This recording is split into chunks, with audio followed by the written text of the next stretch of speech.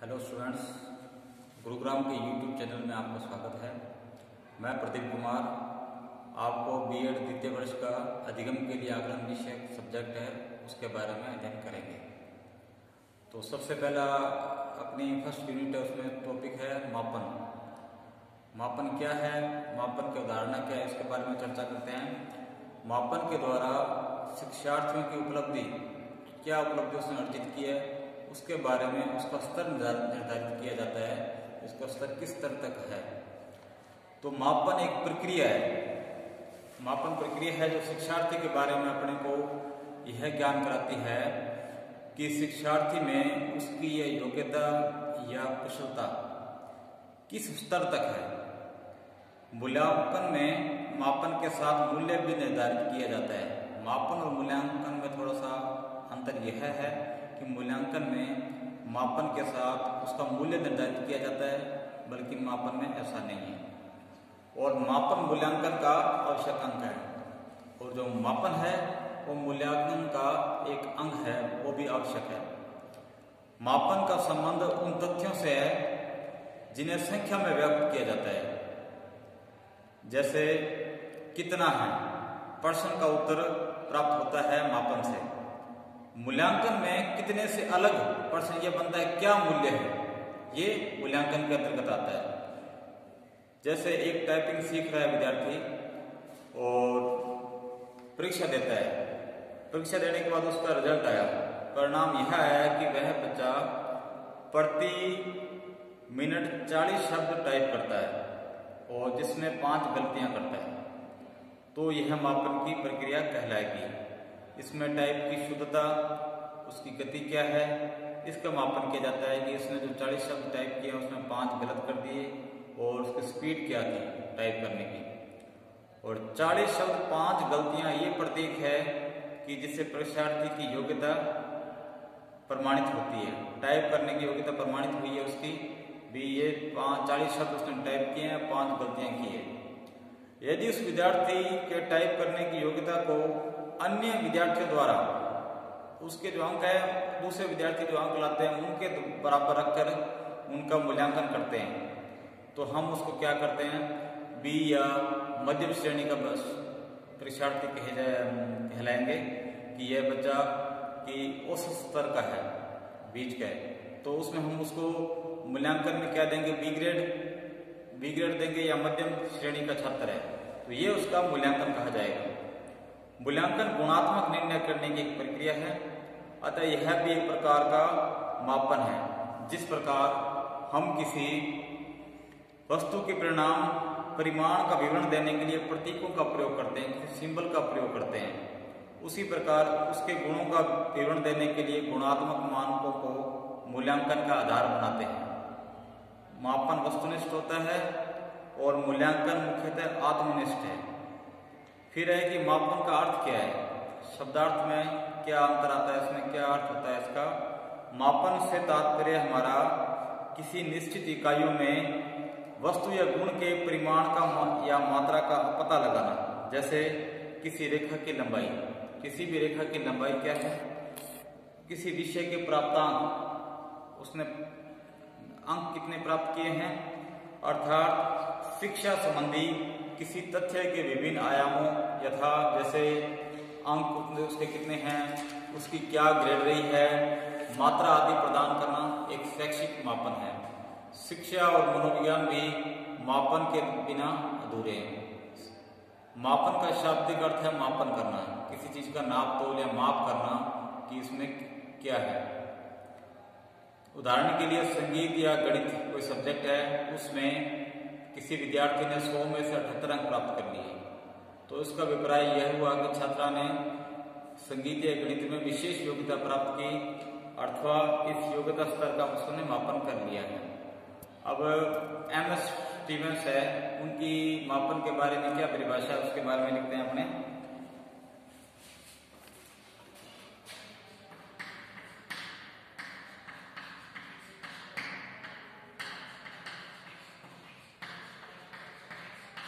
MS Stevens के अनुसार उन्होंने मापन के बारे में क्या कहा है, मापन की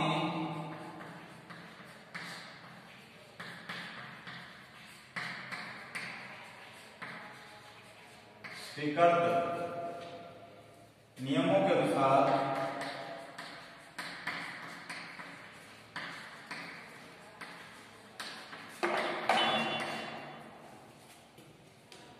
वस्तुओं को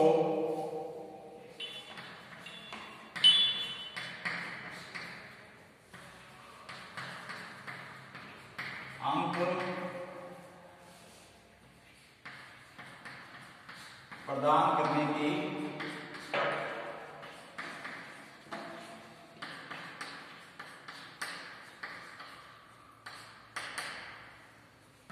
ये एम स्टीवंस की परिभाषा है। उन्होंने कहा है कि मापन की स्वीकृत नियमों के अनुसार वस्तुओं को अंक प्रदान करने की एक प्रक्रिया है। और मापन के प्रकार, अब मापन कितने प्रकार का है कि मापन दो प्रकार का है। पहला है कि मानसिक मापन। मानसिक मापन के अंतर्गत विभिन्न प्रकार की मानसिक क्रियाओं का अध्ययन किया जाता है। जैसे किसी छात्र की बुद्धि क्या है, बुद्धि की मात्रा क्या है, उसकी रुचि किसमें है, उसकी उपलब्धियां क्या है, तो ये मानसिक मापन के अंतर्गत आती है। मापन के दूसरा प्रकार है भौतिक मापन।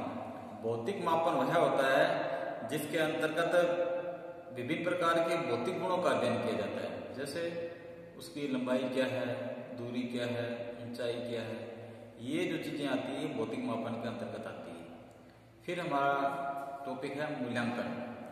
अब मूल्यांकन की अवधारणा क्या है कि मूल्यांकन शैक्षिक प्रक्रिया के साथ साथ जीवन की प्रत्येक प्रक्रिया का एक महत्वपूर्ण अंग है। हमारे जीवन के प्रत्येक क्षेत्र में मूल्यांकन की आवश्यकता रहती है। जैसे मान लो डॉक्टर है, चिकित्सक है, अपनी औषधि का मूल्यांकन वह रोगी के इलाज करते समय उसमें पाए गए परिवर्तनों के आधार पर करता है। मान लो किसी डॉक्टर ने अपने मरीज को दवाई दी है किसी बीमारी के लिए, और दवाई के बाद उस रोगी में क्या परिवर्तन आया, उसमें सुधार हुआ या नहीं हुआ, वो अपनी दवाई का मूल्यांकन उसके आधार पर करता है। और एक वकील अपनी बहस का मूल्यांकन जज जो न्यायाधीश निर्णय देता है उसके आधार पर करता है कि उसने जो बहस की है, उसने जो सबूत पेश किए हैं, उसका मूल्यांकन क्या रहा, जज ने क्या रिजल्ट सुनाया, क्या उन्होंने निर्णय दिया है, वो क्या अपना मूल्यांकन उससे कर लेता है।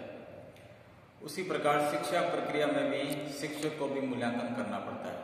एक टीचर को भी अपने जो पढ़ाया गया अध्ययन काल में क्या उसने पढ़ाया उसका मूल्यांकन भी उसको करना पड़ता है। वह अपने शिक्षार्थी में हुए व्यवहार परिवर्तन के आधार पर मूल्यांकन करता है। जैसे मान लो एक बच्चा उद्दंड बालक है या कम बोलने वाला बालक है, उसको टीचर ने अपने अध्ययन काल के दौरान क्या परिवर्तन करवाया है। जैसे मान लो उद्दंडी बालक है, उसके धीरे धीरे उसके व्यवहार में परिवर्तन हुआ, शिक्षा को लेकर वह गंभीर हुआ, उसने क्या अध्ययन किया, उसके व्यवहार में परिवर्तन आया, वो चीजें भी उसका मूल्यांकन के क्षेत्र कहलाएगी। जिसका आधार निर्धारित शैक्षिक उद्देश्य होते हैं अथवा उनसे संबंधित विषय वस्तु, शिक्षण अधिगम क्रियाएं तथा मूल्यांकन पद्धतियों के द्वारा बालक या शिक्षार्थी के व्यवहार में परिवर्तन लाया जा सकता है। अब है मूल्यांकन का अर्थ। मूल्यांकन दो शब्दों से मिलकर बना हुआ है, मूल्य और अंकन। इस प्रकार मूल्यांकन का क्षेत्र शाब्दिक अर्थ हुआ छात्र के गुण दोषों की व्याख्या करके उसके संबंध में उचित निर्णय करना या यथार्थ मूल्य का निर्धारण करना, या यह भी कह सकते हैं कि मूल्यांकन वह प्रक्रिया है जिसके द्वारा किसी कार्य, वस्तु या व्यक्ति का मूल्य निश्चित किया जाता है। जहाँ तक छात्र छात्राओं की योग्यता की मूल्यांकन की बात है, उसमें हम छात्र की केवल शैक्षिक प्रगति अथवा उपलब्धि की जांच ही नहीं होती, बल्कि उसमें छात्रों के शारीरिक, मानसिक, नैतिक और सामाजिक सभी गुणों की परीक्षाएं भी शामिल रहती हैं कि बच्चों ने जो शिक्षा ग्रहण की है अपने शिक्षक से, उसमें क्या परिवर्तन आया, उसमें शारीरिक परिवर्तन आया, मानसिक परिवर्तन आया, उसके नैतिक गुणों का विकास हुआ, चरित्र को अच्छा बनाया, ये चीजें सारी क्या मूल्यांकन के अंतर्गत कही जाएगी। शिक्षा निरंतर चलने वाली प्रक्रिया है, यह स्थिर नहीं है। शिक्षा जो है जन्म काल से लेकर अंत तक चलती रहती है, यह कभी रुकती नहीं है। निरंतर व्यक्ति शिक्षित होता है, नए नए अनुभवों से सीखता है, छात्र की शैक्षिक गतिविधियों, रुचियों, आदतों में हमेशा परिवर्तन होता रहता है। मूल्यांकन की प्रक्रिया द्वारा यह जानने की कोशिश की जाती है कि शिक्षण द्वारा बालक के व्यवहार में परिवर्तन किस सीमा तक पहुंचा हुआ है। इसके लिए छात्र के व्यवहार से संबंधित साक्ष्यों को इकट्ठा किया जाता है। मूल्यांकन करने के लिए बच्चों के जो छात्र है उनमें जो संबंधित सबूत है, साक्ष्य इकट्ठे करते हैं, उसमें क्या परिवर्तन है तो उसकी व्याख्या की जाती है। तो मूल्यांकन की अलग अलग परिभाषाएं अलग अलग विद्वानों ने अपने अनुसार दी है। तो हम दो जैसे विद्वानों के हैं, क्रोनबेक और क्विलिन तथा हन्ना, इन्होंने मूल्यांकन की क्या परिभाषा दी है। क्रोनबेक के अनुसार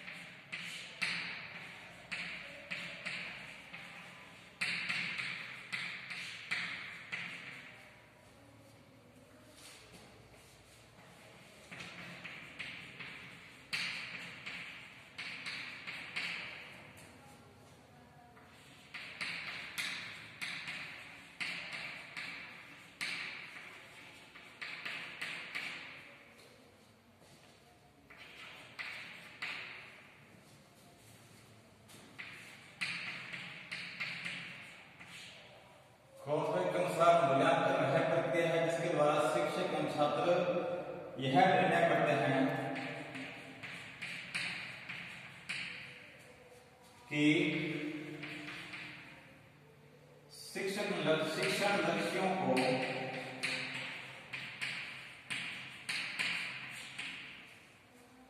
प्राप्त किया जा रहा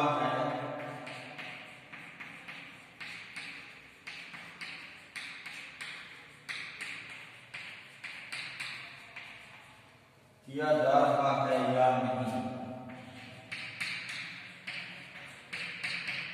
ये क्रोनबेक की परिभाषा है। मैंने ये कहा है मूल्यांकन वह प्रक्रिया है जिसके द्वारा शिक्षक एवं छात्र यह निर्णय करते हैं कि शिक्षण लक्ष्यों को, जो शिक्षण के लक्ष्य है, उनको प्राप्त किया जा रहा है या नहीं। अगली परिभाषा है क्विलिन तथा हन्ना के अनुसार।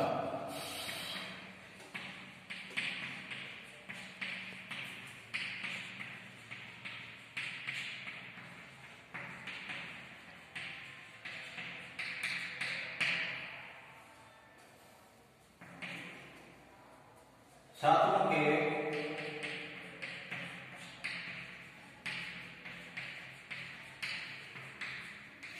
व्यवहार में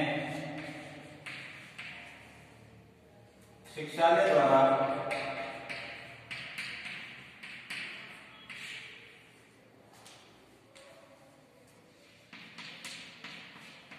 किए गए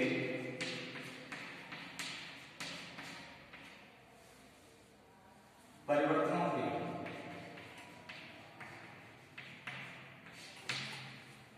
शिक्षालय द्वारा किए गए परिवर्तनों के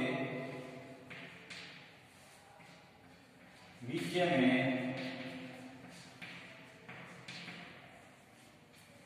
प्रमाण को एकत्रित करना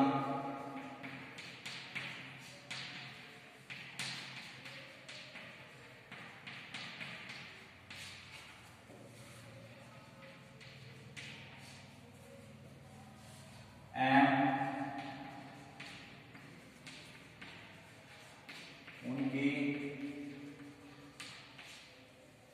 व्याख्या करना ही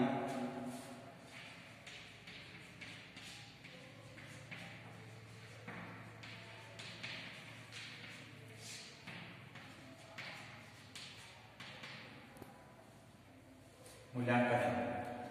क्विलिन तथा हन्ना के अनुसार छात्रों के व्यवहार में शिक्षालय द्वारा किए गए परिवर्तनों के विषय में प्रमाणों को एकत्रित करना एवं उनकी व्याख्या करना ही मूल्यांकन है। तो ये उनकी परिभाषाएं हैं मूल्यांकन के बारे में। फिर है कि मूल्यांकन के सोपान क्या है। यह एक घटना नहीं, निरंतर चलने वाली प्रक्रिया है। मूल्यांकन जो है हमेशा निरंतर चलने वाली प्रक्रिया है, घटना नहीं है। किसी व्यक्ति, विचार या स्थिति का मूल्यांकन करने के लिए कई सोपानों से गुजरना पड़ता है जो निम्न है। पहला सोपान यह है कि शैक्षिक उद्देश्यों का चयन करना। मूल्यांकन करते समय हमें जो शिक्षण के उद्देश्य है उनका चयन करते हैं, क्या उद्देश्य होने चाहिए शिक्षण कराते समय, पहला ये। दूसरा है उद्देश्यों को व्यवहारगत परिवर्तन के रूप में लिखना। जो अपने उद्देश्य हैं शिक्षण के उसको व्यवहारगत परिवर्तन, जीवन का जो व्यक्ति का लाइफ टाइम है उसमें व्यवहार जो व्यक्ति करता है उसमें क्या परिवर्तन है, क्या परिवर्तन करना है। तीसरा है अधिगम परिस्थितियों की पहचान। सीखने की जो परिस्थितियां हैं क्या होगी, कैसे सीखना है उनकी पहचान करना। चौथा है उपयुक्त परीक्षण परिविधि का चयन। सबसे उपयुक्त जो है परीक्षण परिविधि, जो परीक्षण करते हैं परीक्षा लेते हैं उसमें कौन सी विधि का चयन करेंगे हम जिससे मूल्यांकन अच्छी तरह से उसके। पांचवा है परीक्षण परिविधि का प्रयोग एवं प्रमाणों का लेखा। जो परीक्षण करने की विधि है उसका प्रयोग और जो साक्ष्य हैं बच्चे के मूल्यांकन करने के उनका लेखा जोखा, उनका लिखित में लिखना। फिर अंत में है निष्कर्ष निकालना। फिर भविष्यवाणी प्रतिपुष्टि करना, भी इसका मूल्यांकन ये है और ऐसा करेगा तो भविष्य में ऐसा होगा, ऐसा नहीं करेगा तो ऐसा नहीं होगा। तो ये है मूल्यांकन के सोपान। आगे है मूल्यांकन का क्षेत्र। मूल्यांकन का क्षेत्र कहाँ तक है, कैसा है, उनके बारे में क्या विद्वानों की क्या परिभाषा है उसके बारे में है। पहला है आर.एस. वर्मा। आर.एस. वर्मा ने मूल्यांकन के क्षेत्र के बारे में क्या कहा है।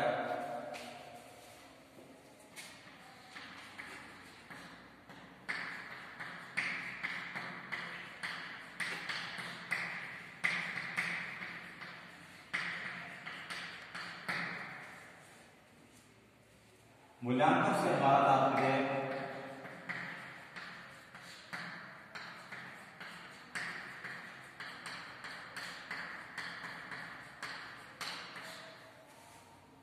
उन क्षेत्रों से है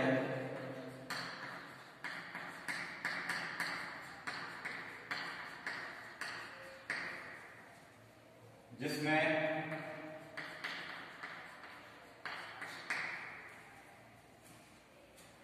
व्यवहार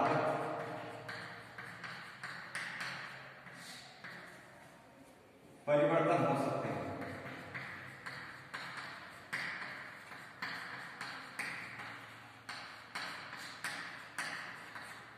आर.एस. वर्मा ने के अनुसार मूल्यांकन से हमारा तात्पर्य उन क्षेत्रों से है जिसमें व्यवहारगत परिवर्तन हो सकते हैं। यह आर.एस. वर्मा की परिभाषा है।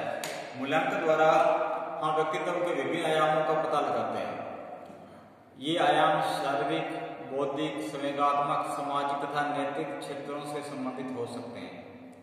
मूल्यांकन का संबंध केवल छात्र की बौद्धिक उपलब्धि से न होकर उसके संपूर्ण व्यक्तित्व से है। जब बच्चे का मूल्यांकन किया जाता है ये नहीं कि उसके शैक्षिक गतिविधियों का अध्ययन है, बल्कि उनकी पूरे जो है संपूर्ण व्यक्तित्व के बारे में भी मूल्यांकन किया जाता है कि उसकी बौद्धिक उपलब्धि क्या है, सामाजिकता है या उसमें नहीं, उसका नैतिक चरित्र कैसा है, ये सारी चीजें जो है मूल्यांकन के अंतर्गत की जाती है। फिर है रैमंड जेम्स गेज के अनुसार। रैमंड जेम्स गेज ने उनकी मूल्यांकन के क्षेत्र के बारे में क्या कहा है।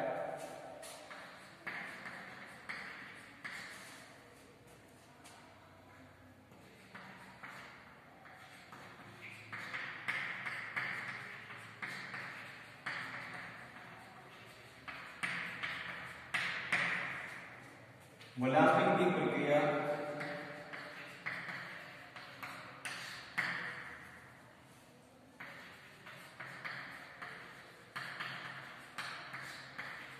की व्यापकता,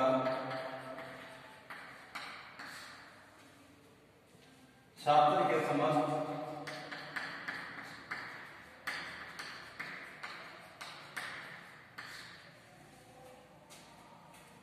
व्यक्तित्व पर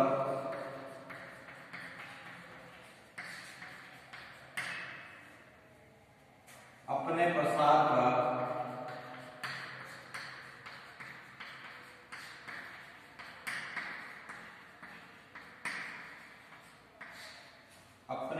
का उल्लेख करती है,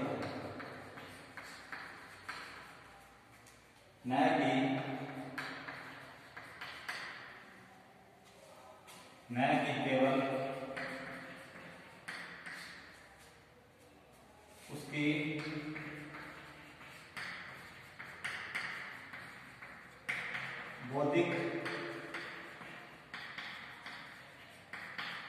उपलब्धि का।